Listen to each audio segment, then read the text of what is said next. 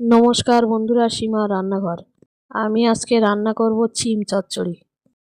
সিম নিলাম, সিম কেটে ধুয়ে নিলাম। আলু নিলাম, আলু কেটে ধুয়ে নিলাম। সাদা তিল, কাজু আর বাদাম নিলাম। সাদা তিল বাদাম শিলের উপরে দিয়ে দিলাম, শিলে বেটে নিলাম। কড়া বসালাম, সর্ষের তেল দিলাম, পাঁচফোড়ন দিলাম, কেটে রাখা আলু দিলাম। আলুটা কিছুক্ষণ ভেজে নিলাম। কেটে রাখা সিম দিলাম, নাড়াচাড়া করে নিলাম। লবণ দিলাম, টমেটো দিলাম, আদা বাটা দিলাম, হলুদ দিলাম, লঙ্কার গুঁড়ো দিলাম। আরও কিছুক্ষণ নাড়াচাড়া করে নিলাম।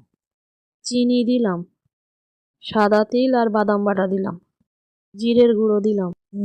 আরও কিছুক্ষণ নাড়াচাড়া করে নিলাম। জল দিলাম, কিছুক্ষণ ফুটিয়ে নিলাম।